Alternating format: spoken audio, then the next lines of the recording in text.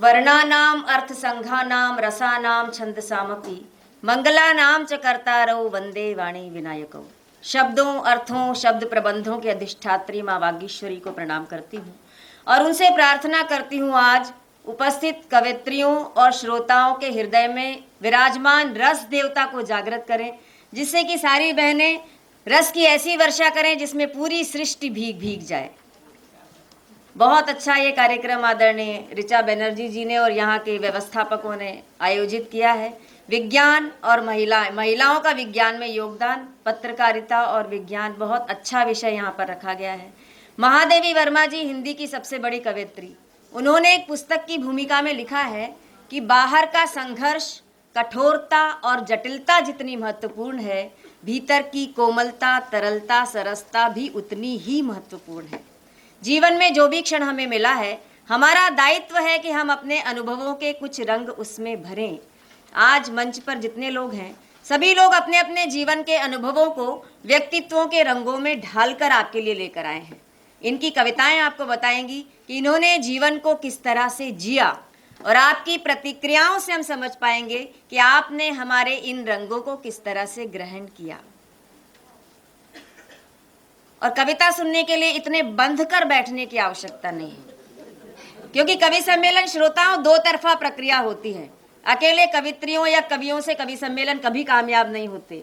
श्रोताओं की जीवंत उपस्थिति उसे कामयाब बनाती है। इसलिए हमारी कोई भी बात आपको अच्छी, सच्ची, मौलिक लगे तो जहां आहा की जरूरत हो वहां आहा करना, जहां वहां की जरूरत हो वहां वाह करना, जहां तालियों की जरूरत हो वहां तालियां बजाना, और जहां ठहाकों की जरूरत हो वहां ठहाके लगाना। कविता, क्योंकि अभी तक तालियां बजाने पर, ठहाके लगाने पर कोई जीएसटी लागू नहीं की। तो कविता पसंद आए तो ताली देना और ना पसंद आए तो गाली देना, लेकिन कुछ न कुछ करना जरूर, अपने जिंदा होने का सबूत देते रहना। क्योंकि पता चलना चाहिए कि कवि सम्मेलन जनता के बीच में हो रहा है या जनता की गुफाओं में नहीं हो रहा। ये बात मैं इसलिए कह रही हूँ ऋचा जी, क्योंकि मैं कवि सम्मेलन में गई, मैंने एक कविता सुनाई, किसी ने भी ताली नहीं बजाई। फिर मैंने दूसरी कविता सुनाई, फिर भी किसी ने ताली नहीं बजाई। फिर मैंने तीसरी, चौथी, पांचवी कविता सुनाई तो दूर अंधेरे कोने से सिंगल ताली की आवाज आई। मैंने समझा कि समझदार श्रोता तो वहीं बैठा हुआ है, लेकिन जब गौर से देखा तो पता चला कि वो तो तंबाकू बनाकर चूना उड़ा रहा था।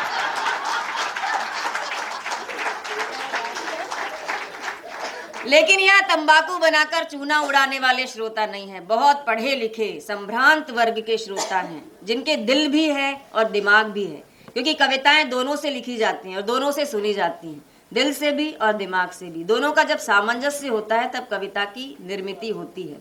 ये हम कवित्री सम्मेलन महिला दिवस के उपलक्ष्य में कर रहे हैं, लेकिन महिलाओं के लिए देखिए, ऐसा नहीं है कि महिलाएं केवल अपनी ही बात करें, वो समाज की भी बात करती हैं, वो अखबार भी पढ़ती हैं, राजनीति से भी परिचित होती हैं, सामाजिक व्यवस्थाओं से परिचित होती हैं, विज्ञान के क्षेत्र में, जैसे अभी इन्होंने कहा, तो विज्ञान के क्षेत्र में वैज्ञानिक उपलब्धियों से भी परिचित होती हैं। तो हर तरह की जो भी बात उनके मन में स्पर्श करती है, वो अपनी कविताओं के माध्यम से उसे अभिव्यक्त कर देते हैं। तो मैं चाहती हूँ कि हमारी जो बहनें हैं वो नारी, पत्रकारिता, विज्ञान और साथ में उनके क्या अनुभव हैं, सबको समेटते हुए अपनी कविताओं की यहाँ पर प्रस्तुति करें। मैं सबसे पहले आमंत्रित करती हूँ कि पहले नंबर पर सुनाने की किसी की भी इच्छा नहीं होती, सबको बनी बनाई पिच चाहिए होती है। किसी ने कहा है कि उठा के मीना पूछा जो उसने, मीना जानते हैं सब लोग, सब जानते हैं ना कि उठा के मीना पूछा जो उसने, किधर से पहले, किधर से पहले, तो हर तरफ से ये आवाज आई कि इधर से पहले, इधर से पहले। लेकिन उठा के जूता पूछा जो उसने, कि उठा के जूता पूछा जो उसने, किधर से पहले, किधर से पहले, तो हर तरफ से ये आवाज आई उधर से पहले, उधर से पहले। क्योंकि सरल नहीं है कविता लिखना, पूछो हम फनकारों से, कि सरल नहीं है कविता लिखना, पूछो हम फनकारों से, हम सब लोहा काट रहे हैं कागज की तलवारों से। एक कठिन काम हम लोग करते हैं और दूसरा कठिन काम हमारे भरोसे पर आप लोग कर लीजिए, तो ये कवि सम्मेलन, ये कवित्री सम्मेलन अपने मुकाम तक पहुंचेगा। हमारे कवि सम्मेलन की परंपरा है कि सबसे पहले हम माँ वागीश्वरी की वंदना करते हैं, क्योंकि वो हमारी कला और संस्कृति की देवी है। मैं स्वयं माँ वागीश्वरी की वंदना करती हूँ और उसके बाद पहली कवित्री को मैं आमंत्रित करूंगी। चंद्रवदन मधुर हसन कमल दल विहारिणी, चंद्रवदन मधुर हसन कमल दल विहारिणी, शुभ्रवदन शुक्ल वसन विमला हंसवाहिनी, चंद्रवदन मधुर हसन कमल दल विहारिणी। और दिव्या भव्या आदिशक्ति सत्य नित्य ज्ञान बुद्धि काव्य रूप रस की स्रोत भाव्या मन भाविनी, चंद्रवदन मधुर हसन कमल दल विहारिणी। और महादेवी वाक देवी सुर नर सुर सेवी, आनंद रूप धीश्वरी, आनंद रूप धीश्वरी, भुक्ति मुक्ति दायनी, चंद्रवदन मधुर हसन कमल दल विहारिणी। और चिन्मयी तू हो प्रसन्न, नाशो सब मन के द्वंद्व, चिन्मयी तू हो प्रसन्न, नाशो सब मन के द्वंद्व, जागृत हो ज्ञान ज्योति सत्यानंद स्वरूपिणी, चंद्रवदन मधुर हसन कमल दल विहारिणी, कमल दल विहारिणी, कमल दल विहारिणी।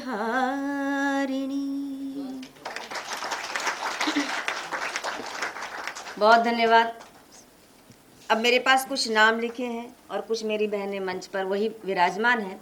सबसे पहले मैं आमंत्रित करती हूँ डॉक्टर रंजना अग्रवाल जी को, और उनका मैंने चयन इसलिए किया है कि वो स्वयं कवित्री भी हैं और साथ में वैज्ञानिक भी हैं।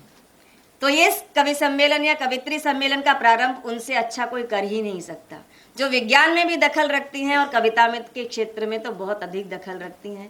बहुत सारी पुस्तकें उनकी प्रकाशित हैं और सबके बारे में मैं आपको बता दूं कि हर किसी का मैं अलग अलग परिचय बताऊं, इससे अच्छा ये है कि सारी बहुत जानी पहचानी कवित्रियां हैं, सबकी बहुत सारी पुस्तकें प्रकाशित हैं, कई पुरस्कार सम्मान सभी को मिल चुके हैं, कई सारी विदेश यात्राएं इन लोगों ने की हैं अपनी कविताओं को लेकर। तो एक बार जोरदार तालियां बजा दीजिए डॉक्टर रंजना अग्रवाल जी। मैं ये गज़ल के चंद इशार से शुरुआत कर रही हूँ। क्या खबर थी कि वो वादों से मुकर जाएंगी, क्या खबर थी कि वो वादों से मुकर जाएंगे, वादों से मुकर जाएंगे। वक्त आएगा तो हालात से डर जाएंगे, वक्त आएगा तो हालात से डर जाएंगे।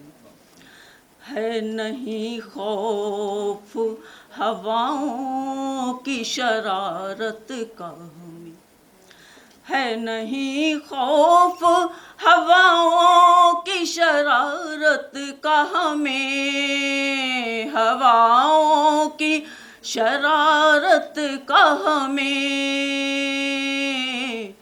हम नहीं ताश का एक घर जो बिखर जाएंगे, हम नहीं ताश का एक घर जो बिखर जाएंगे। हमने सीखा ही नहीं डर के बदलना राहें, हमने सीखा ही नहीं डर के बदलना राहें, डर के बदलना राहें। शर्मा के ये तूफान ठहर जाएंगे, खुद ही शर्मा के ये तूफान ठहर जाएंगे।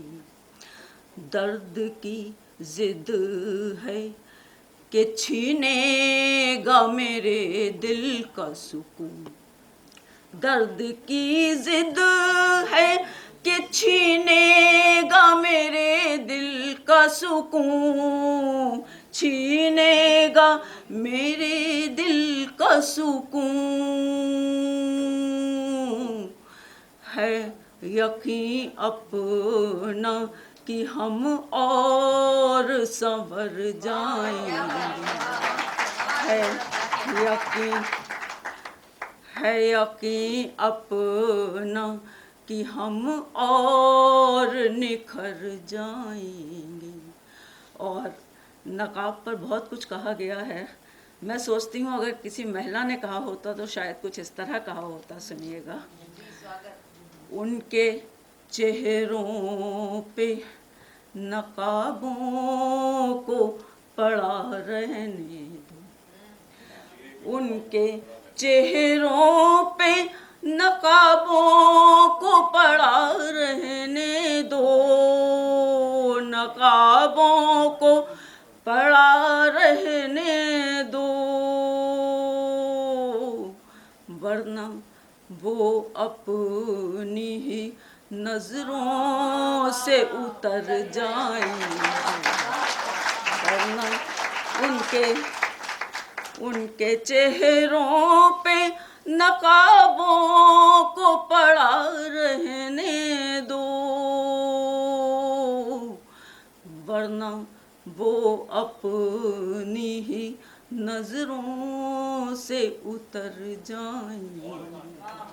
क्या खबर थी कि वो वादों से मुकर जाएंगे, वक्त आएगा तो हालात से डर जाएंगे।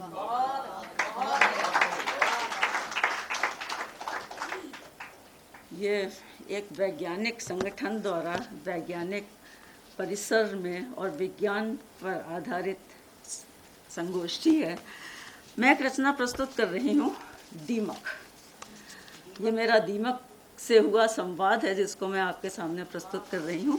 और देखिएगा कि दीमक के माध्यम से मैंने बात को कहाँ तक ले जाने का प्रयास किया है, शायद आपको पसंद आए। क्या वैज्ञानिक सोच है दीमक पर,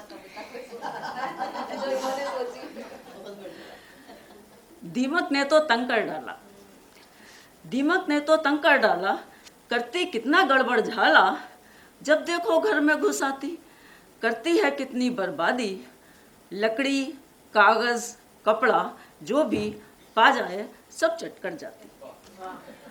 मैंने दीमक से जब पूछा आखिर क्यों करती हो ऐसा, मैंने दीमक से जब पूछा आखिर क्यों करती हो ऐसा, उत्तर सुनकर सर चकराया, उत्तर सुनकर सर चकराया। दीमक ने जब मुझे बताया, कहाँ किसी से कुछ कहते थे, हम तो जंगल में रहते थे। उत्तर सुनकर सर चकराया। दीमक ने जब मुझे बताया, कहाँ किसी से कुछ कहते थे, हम तो जंगल में रहते थे। और मित्रों, मेरा मानना है कि इस सृष्टि में जितने भी जीव जंतु हैं, कोई भी बेकार नहीं है, सबके इस सृष्टि चक्र में कुछ ना कुछ काम बटे हुए हैं। तो इस सृष्टि चक्र के संचालन में दीमक का क्या काम है, ये पूसा इंस्टीट्यूट के कीट विज्ञानी ने मुझे बताया है। अगली पंक्तियों के माध्यम से मैं आप तक पहुंचा रही हूँ वो बात कि उत्तर सुनकर सर चकराया। दीमक ने जब मुझे बताया, कहाँ किसी से कुछ कहते थे, हम तो जंगल में रहते थे, गिरे हुए पेड़ों को खाकर रखते थे हम खाद बनाकर। ह्यूमस फॉर्मेशन दीमक का काम है, वरना गिरे हुए पेड़ सड़ कर जंगल के जंगल बर्बाद कर देंगे। कि गिरे हुए पेड़ों को खाकर रखते थे हम खाद बनाकर, तुमने जंगल काट काट कर हमको कर डाला है बेघर। जंगल काट बनाए तुमने सड़कें दफ्तर या घर अपने, तो ऊपर तो घर बना तुम्हारा, नीचे नीचे वास हमारा। इसीलिए जब दम घुटता है, खाना नहीं हमें मिलता है, हमें घरों में आना पड़ता, जो मिल जाए खाना पड़ता। अब सोचो समझो तुम खुद ही, कौन गलत है कौन है सही, कौन गलत है कौन है सही, कौन गलत है कौन है सही। और अपने काव्य पाठ का समापन मैं एक गीत से कर रही हूँ, और मैं फिर आपको मोड़ रही हूँ अंतर्राष्ट्रीय महिला दिवस की ओर। बहुत सारी बाधाओं से जूझते हुए भी नारी ने आज हर क्षेत्र में अपनी उपस्थिति दर्ज कराई है। हर बाधा को पार करते हुए उनके आत्मविश्वास को समर्पित एक गीत पुस्तक है।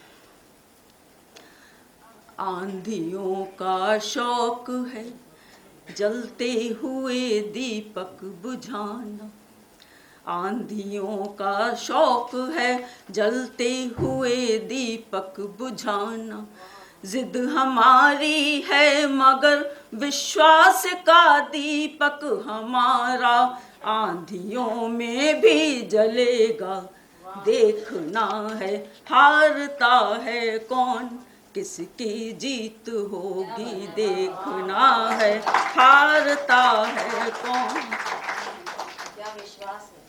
आज है पतझड़ अगर तो सोचना क्या क्यों उदासी, आज है पतझड़ अगर तो सोचना क्या क्यों उदासी, एक दिन मधुमास होगा किस लिए क्यों बदहवासी, है खिज़ां का शौक खिलते फूल का बचपन चुराना, है खिज़ां का शौक खिलते फूल का बचपन चुराना, जिद हमारी है मगर इन पतझड़ों की गोद में भी, जिद हमारी है मगर इन पतझड़ों की गोद में भी, फूल आस्था का पलेगा देखना है, हारता है कौन किसकी जीत होगी देखना है,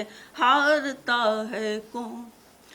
टूटते वो जो नहीं विश्वास कर पाते स्वयं पर, टूटते वो जो नहीं विश्वास कर पाते स्वयं पर, जिंदगी उनकी भला क्या जो गए संघर्ष से डर, है समय का शौक सबकी राह में कांटे बिछाना, है समय का शौक सबकी राह में कांटे बिछाना, जिद हमारी है मगर हो चिरनिडर संकल्प अपना, जिद हमारी है मगर हो चिरनिडर संकल्प अपना, अनवरत पथ पर चलेगा देखना है, हारता है कौन किसकी जीत होगी देखना है, हारता है कौन। और अंतिम बंद इस रचना का और मेरे का पाठ का।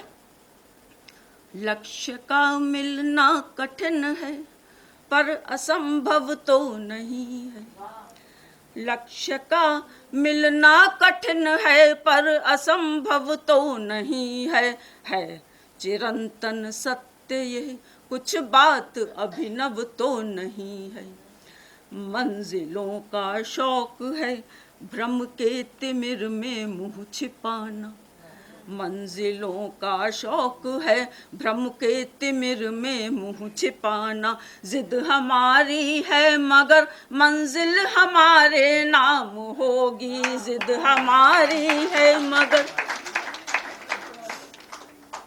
मंजिलों का शौक है भ्रम के तिमिर में मुँह छिपाना, जिद हमारी है मगर मंजिल हमारे नाम होगी, एक दिन हर दम गलेगा देखना है, हारता है कौन किसकी जीत होगी देखना है, हारता है कौन किसकी जीत होगी देखना है, हारता है।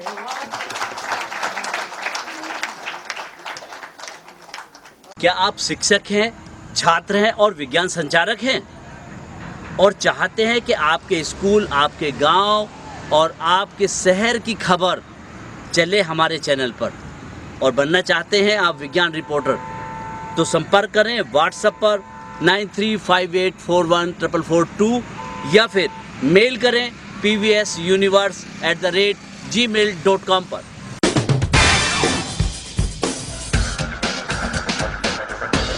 इस प्रकार की वीडियो या साइंटिफिक एक्टिविटीज से अपडेट रहने के लिए इस चैनल पर सब्सक्राइब कीजिए।